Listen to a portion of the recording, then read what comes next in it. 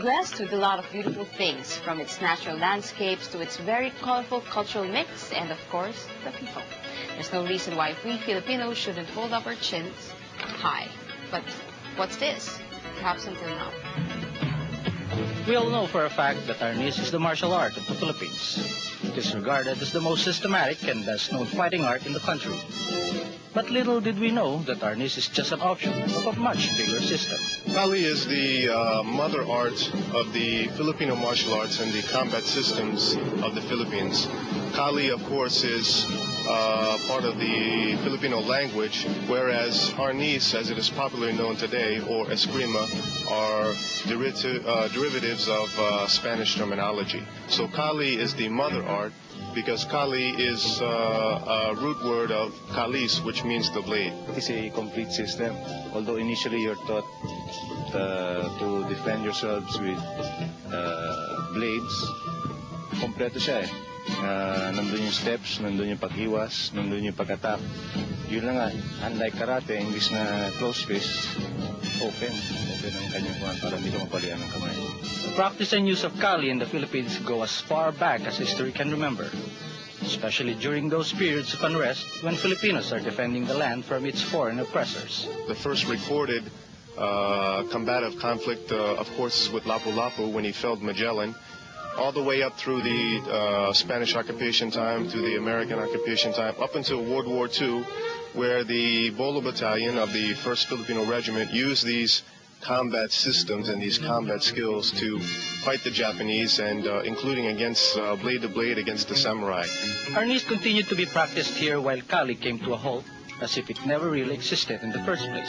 What's ironic about this scenario is the fact that Kali died here, but continues to be practiced abroad, with foreigners giving more regard and use of it than Filipinos should be. Danny Nosanto from the West Coast, Mr. Gahe from the East Coast in New York City, started to popularize and teach and spread this art in the early 1970s. Until now, it has received professional recognition within the law enforcement community and within the military community, and also, of course, as a martial art. Today, unfortunately here, it's largely disregarded or has low regard, but in the United States, it's one of the most popular martial arts and highly sought after. And going back to the law enforcement and the military, it is the leading technology for the use of force and officer survival and officer protection for law enforcement today. I really appreciate their yung kanilang interest dun sa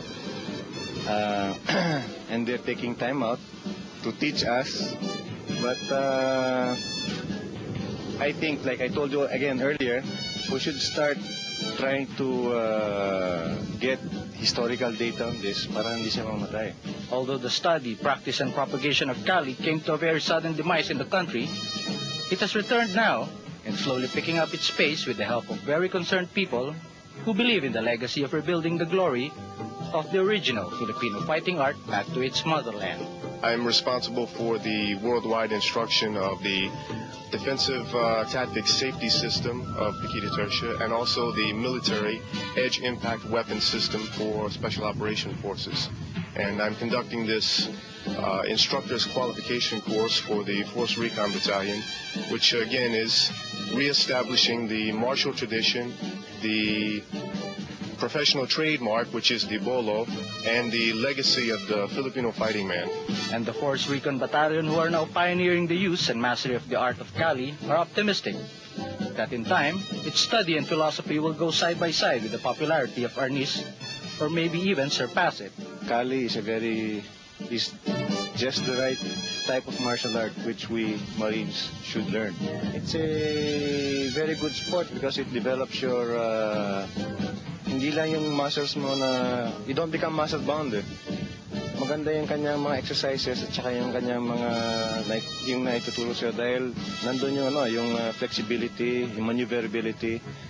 Lalo sa ating mga Pilipino, hindi naman tayo masyadong malalaki tulad ng Amerikano na actually ang advantage natin, mabibilis tayo, di ba? Yun ang maano ng Kali sa atin. Although we're off to a good start, there's still much to be done. There's little still known of Kali's true origin and history.